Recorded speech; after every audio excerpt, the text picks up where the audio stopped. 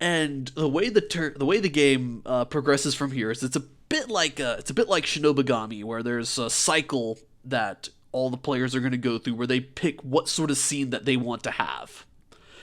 And there are two kinds of scenes that you can play that you can choose. You can choose to either have a combat scene where you fight some more of the remaining minions, or you can have a normal scene where you instead would be foiling the last boss's plans. And I also realized I just got ahead of myself, because since you all have successfully completed a combat scene where the total combat strength of the monsters is equal to your combined level, you all level up. Which leveling up gives you one extra skill point, and it also gives you an increase to either your max HP or your max energy by one. Alright. I will. As long as it's level 1, it takes 1 point, right? Yes, the amount of points you need to rank up a skill is equal to the current level of it. Alright, I'll take a point in Scaly Shell and then increase my HP by 1. Okay.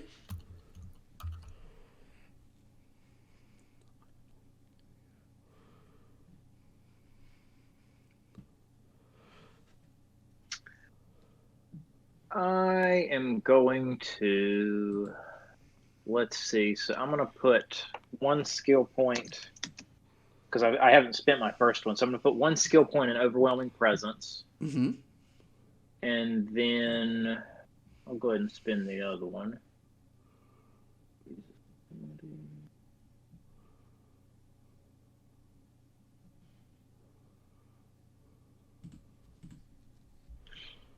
I will put. I'm going to put one in Runaway. All right.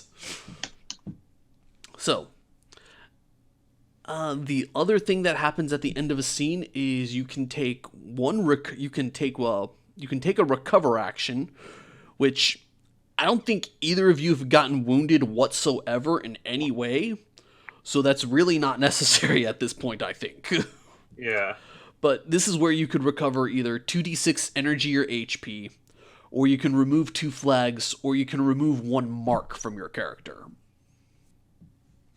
But, as I said, you all have not taken any damage whatsoever, so we don't need to do that right now. So, with that, the first pick for what sort of scene in a cycle goes once again to the character with the highest class rank, which in this case would be Diokar, since he has Overlord as his class. And the choices were combat, and what did we call the second one? Narrative? Normal. Normal. Let's do normal. Yeah. A normal scene. Okay. So,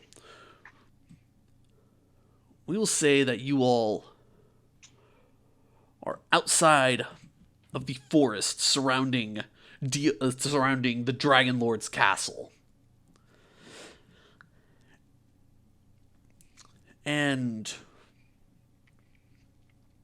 when you pick a normal scene, what you're going to do is you're going to choose a certain genre to be the skill that you're going to be using to foil the last boss's plans.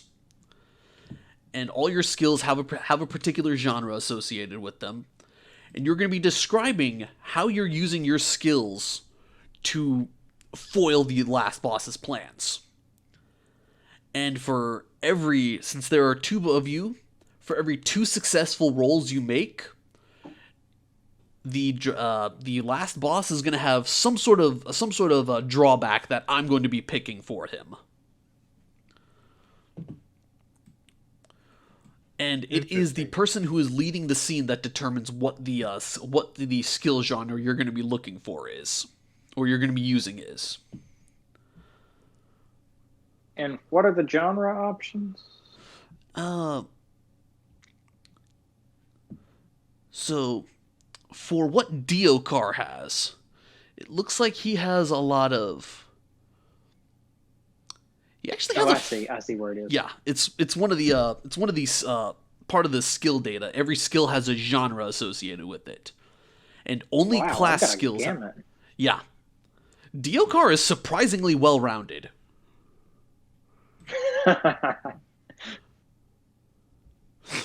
By contrast, I think Cinnamon only has physical Cinnamon. and Physical, will, and negotiation. yeah. Physical will and negotiation. Let's go with negotiation then. Negotiation. Okay. Okay, so you'll say that you're wandering through the woods that are surrounding his castle, and we'll say that you're. I don't know how does spreading propaganda and trying to get his minions to defect sound. That sounds Sure. really good. All right. So you're in the forests with them. Their minions are not. His minions are not to scale.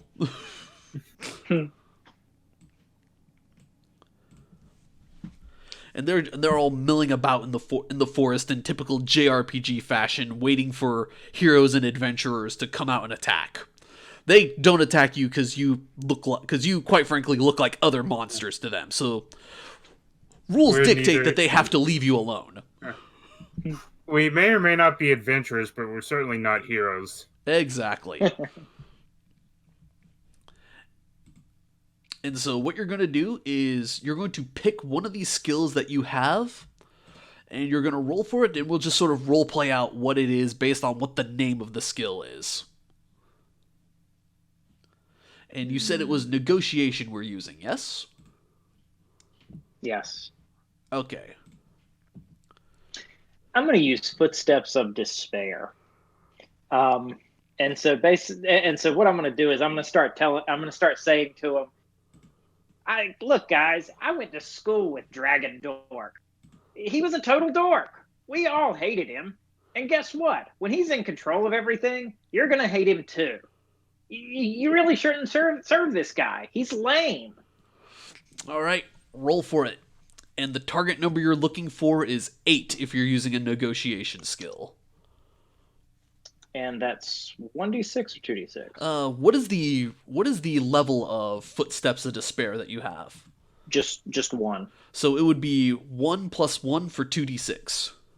2d6, okay. All right, so that is a success.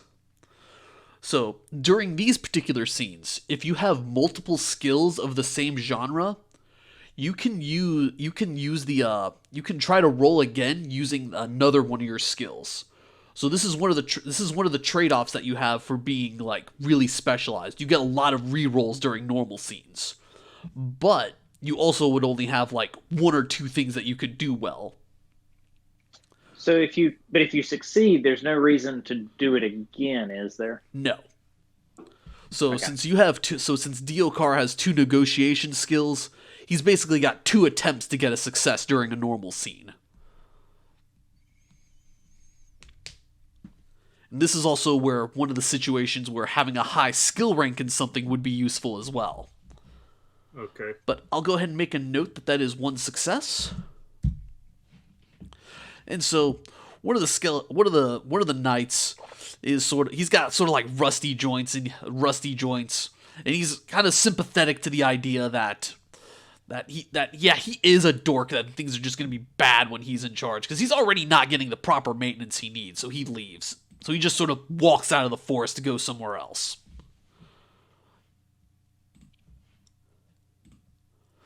All right, and what is Cinnamon going to do? She's going to use pleading, and she's going to sidle up to the skeletons and say, how ridiculous is this, negotiating with skeletons? Well, if you listen, I got some words for you. Won't you come and join us? I mean, the Dragon Lord doesn't even have a proper organization. He's just gathering whatever rabble he deems fit. He's not even a real dragon. Uh, Besides, your armor looks very shabby. I'm I'm sure my royal family could get you fixed up pretty nicely. What do you Skeleton say? Skeleton sort of looks up and down his equipment. It's worn. It's the stuff he was interred with when he died. And yeah, his clothing is rotted, faded, his sword is chipped. He sort of nods in agreement and sheathes it and takes his place behind you in typical JRPG fashion, following you wherever you go. Wait, hold on. I, I I have messed to up. make We a should have rolled for that first. Yeah, I was gonna say. yeah. I have to make a roll. Yeah. Um. So it's 2d6, right? Yes, if it is skill rank 1. Yeah. Hey, you know what? The dice are in agreement with me. So, now that we've actually done the roll, he then looks up and down at his things and takes his place behind you in typical JRPG fashion. Come on. Do I have to play my own fanfare jingle? Da da da da da da da da da. Wait, hold on. That was Final Fantasy. This is Dragon Quest. Yeah. This it would be do do do do. There we go. All right, so let's go back around to Diokar. What are you doing next? I'm gonna switch gears and go with provoke, and I'm gonna go up to the Infernal Knight, and I'm gonna say, and I'm gonna kind of play off of what Cinnamon said. I'm gonna say, Shabby, just look at this Infernal Knight, and I'm gonna kind of like sit there and kind of push him on the chest and kind of push him back a couple of steps, and then I'm gonna put my arm around him, and I'm gonna say, you're just pathetic, guy. I mean, I've already beaten one of you, and I mean, look at me. You're terrible. Any overlord that was actually worth his stuff would equip you better. He'd train you better. Have you gotten better equipment or training? No, because he's terrible. All right, go ahead and roll for it.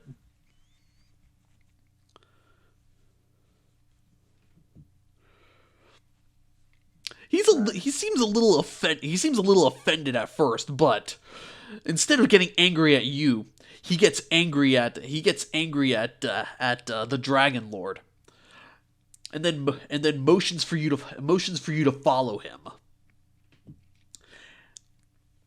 and then he leads you to some sort of barren clearing in the woods, and points at a trap door that's just inexplicably in the middle of the clearing. And then after that, he saunters off. Huh. So let's just go ahead and draw a trapdoor, like, I don't know, right here or something. I really wish they would actually show the lines as you're drawing it. Yeah. There we go. That's a trapdoor. I'm gonna go stand over the trap door with my hands on my hips and wait for Cinnamon and kind of tap my foot, kind of looking around. All right, Cinnamon, what are you doing? All right. I'm going to. There's one more skeleton, and it seems like Diokar's doing the bad cop routine, so I'll join in and use heartless words. Look at you. You're pathetic. You like we've told your fellow soldiers, you're not dressed for battle. You're dressed to be dead. Because you are dead. You're not enjoying that a lot, are you? Being dead. You could enjoy it a bit more being with us. All right, roll for it. That wasn't as good as I had it in my mind, but alright. At least the rolls are good. It succeeds, so The other skeleton that's behind you nods sagely and points at you, and then waves the other skeleton over. He sizes you up, looks at his skeleton buddy, and takes his place right behind you. And so you decide to go into the trapdoor, and it leads into a picture I actually couldn't upload for some reason, but it's catacombs that lead under the moat around the Dragon Lord's castle. That second infernal armor has given you access into his castle. And we'll say you guys get one more. We'll see you guys get one more set of rolls before we move on to the next scene. So, just imagine that you're sort of right there. That X is where you're at. Not like underwater, mind you, but you're underground, underneath the lake that the castle is built on. Deokar will roll his eyes. Ugh, this is so pathetic. Look how damp these walls are. I mean, this isn't going to stand up. He needs to reinforce these. What's he doing? And there's also a couple of more skeletons and infernal knights milling about underneath this place as well.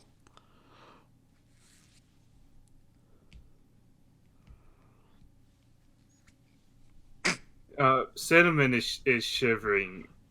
She's like, it's so cold and wet. I can't stand it. I mean, my body temperature is always so hot, but when it's so cold like this, I can't take it. We need to get out of here as soon as possible. Deokar's horns are so long on the either side of his head that they that he'll like get too far over on one side of the passage every once in a while and kind of get stuck against the wall and have to kind of pull himself out. All right. So we'll go ahead and do Cinnamon's roll first, because that's something I can work with. So go ahead and roll for whatever. I'm guessing it was pleading you were using. Oh, I was just role playing. I was going to use prayer. I was going to say like a prayer for all of the minions to see the light. Oh, okay. And abandon their overlord. So right. I'm gonna do. Yeah, I was just role playing because of the wet cave. Whoops. And cold. Yeah. All right. So if you're gonna use, all right. All right, and prayer was that a negotiation skill? I don't remember. Yeah. Okay. All three of my princess skills are negotiation. Oh, well, alrighty then. So, since that one did not succeed, you can use one of your other skills to get as a reroll. All right. One of your other negotiation skills, I should say. Yeah. She's going to use Heartless Words again because she's mad from the prayer. You stupid minions. If prayer doesn't work, then maybe me tearing you apart will. And Heartless Words. All right. So these guys are turning out to be like Skyrim NPCs or something. If flattery doesn't work or sympathies don't work, maybe you should threaten them, and then they'll be glad that you're threatening them. All right. So that was a success. Yes. All right, and that does sort of cause some of the other minions to scamper around in terror, and they start running towards what you believe is the exit of these catacombs.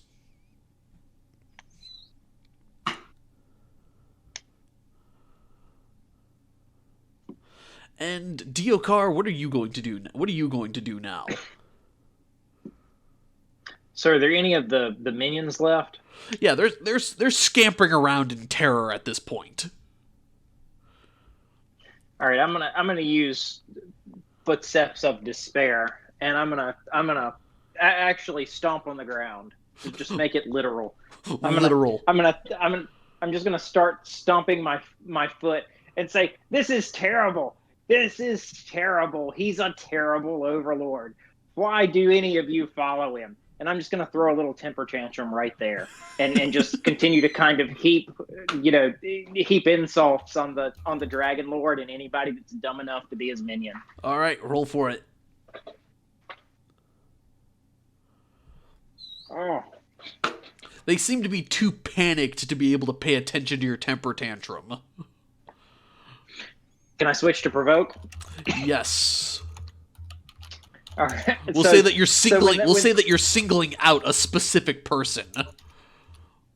Yeah. So when they start to ignore me, and it doesn't seem like it takes, I get even more ticked off, and I grab one of them and throw him up against the wall and say, "You are pathetic. You are terrible. Just the worst. Why are you even here?" Oh. Well, he just sort of shatters to one of the skeletons just sort of shatters to pieces and bone meal as soon as you throw him against the wall. He's not really going to defect because he's kind of destroyed now. That didn't quite work. No, that worked. Just in a different way. All right. Deokar will kind of frown and kind of slump, like, All right. So that was a total of 5 successes, and for every 2 that you guys got, you were gonna get 1 setback for the last boss. Where did I leave those rules in my notes? Let me scroll real quick, see if I can find them.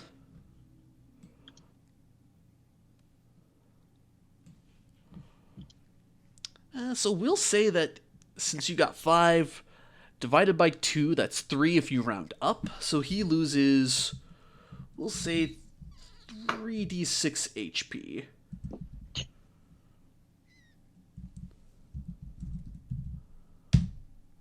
Oh, wow. So you guys have caused a lot of disorder in his castle, and he's starting to get a little nervous and fretting about it.